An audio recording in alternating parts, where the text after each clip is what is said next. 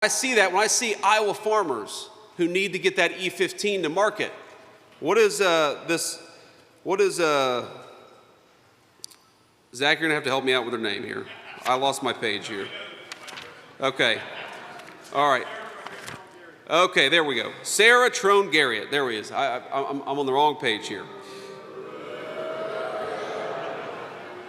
So while Zach is fighting to make sure, for the benefit of Iowa, but frankly for the benefit of the whole country. Let me say a couple more things here. So one, I was flipping around in my notes here because I've been trying to find the name of the person that Zach is running against, because we're gonna make fun of her a little bit. Now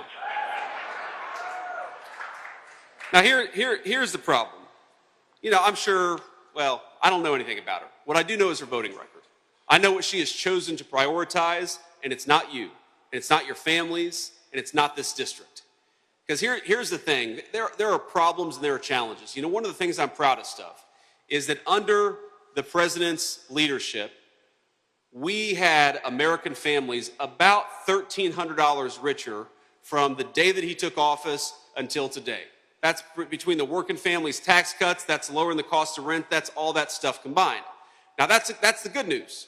Let me give you the bad news. The honest piece of this is that under the Biden administration, the average American family lost about $3,000. So on the one hand, we got a great record to brag on. On the other hand, because of the hole that the Biden administration and the Democrats put us in, we got a lot more work to do, okay?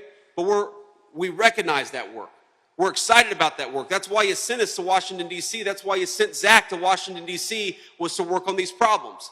We know right now that we've got a lot of Iowa farmers that would love to sell more E15 into the market, and we're fighting every day to help them.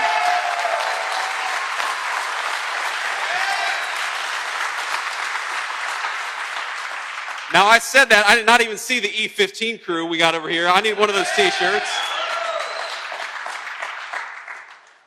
But the congressman has got legislation that's working right now, and we're working on it every single day because, number one, we want Iowa farmers to have access to more markets, but number two, we want everybody, all of our fellow citizens across our 50 great states, to benefit from what's made right here in Iowa. That's why we're fighting for E15.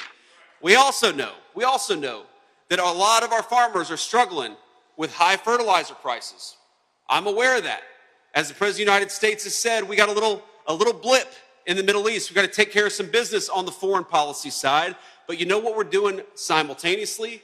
We're working with the congressman, and we're finding ways every single day to make sure that you guys and the farmers of this great state get access to the products that they need. We're working on it. We're working on it every single day. Now, when I see Iowa farmers who need to get that E15 to market,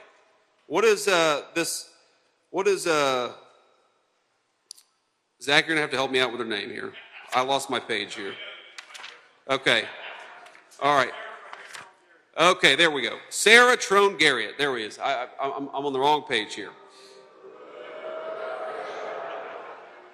So while Zach is fighting to make sure, for the benefit of Iowa, but frankly for the benefit of the whole country, that we get more E15 into the market all over the United States of America, his opponent voted to push biological males in girls' sports as early as kindergarten.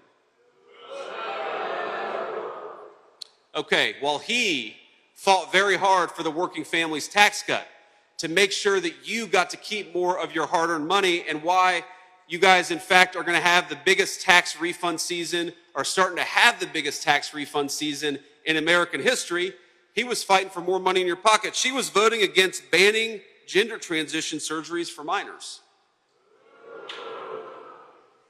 She was voting against schools giving parental notification if students start changing their pronouns. Now, we all hear that and we all think that's pretty crazy, but recognize that not everybody agrees with us. Here's the thing. Even if you don't think that's crazy, why is that the priority of a woman who wants to represent you in Washington, D.C.?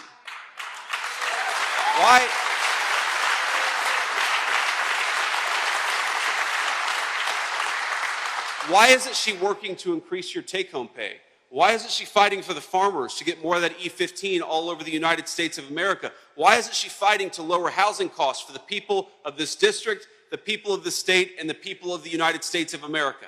And it goes back to the question that I asked at the very beginning of this discussion. We have two parties in Washington, D.C. And I hate to say this because I was, raised by blue-collar union Democrats. My mama and papa, they said that, back when they were voting in the 80s and 90s, the man and woman who raised me, mama and papa said, we're for Democrats because Democrats are for working people. And I don't think that's true anymore, my friends. And it's a heartbreaking thing. It's heartbreaking for a kid who came from a union Democrat family to realize that Democrats these days, they seem to care more about gender transition than they do about you keeping more of your hard-earned money. And I really do believe this, that there are Democrats like my mama and papa all over the great state of Iowa, but I hate to say it, and I hate to break it to you, but there are none left in Washington, D.C. The Democrats in Washington, D.C., they want to trade stocks, insider trading for money, just like Nancy Pelosi did. The best part of the State of the Union address is when the President of the United States called out Nancy Pelosi for her stock trading, and I look over at her, and she has got the sourest look I have ever seen on a human being's face. It turns out Nancy Pelosi looks nothing less than being called out for her insider stock trading. We're just talking about that, the State of the Union. You have this beautiful 6-year-old girl. You may remember this. It was a few months ago, but it was a very revealing moment about who our respective political parties stand for.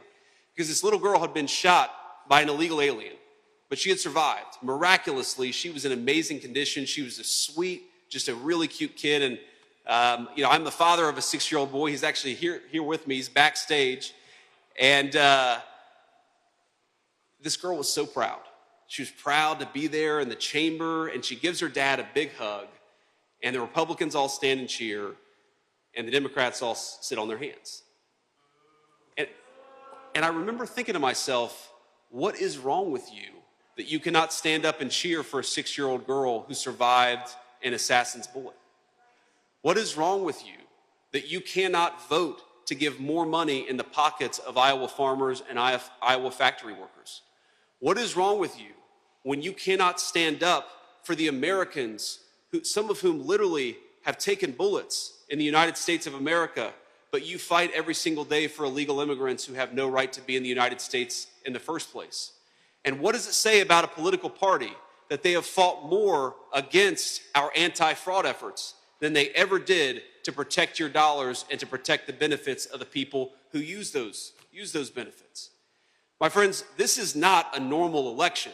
This is not a normal political environment. This is a contest between a party that wants to take all of your money and give it to illegal aliens, and a contest between gentlemen like Zach Nunn, who fight every single day for you.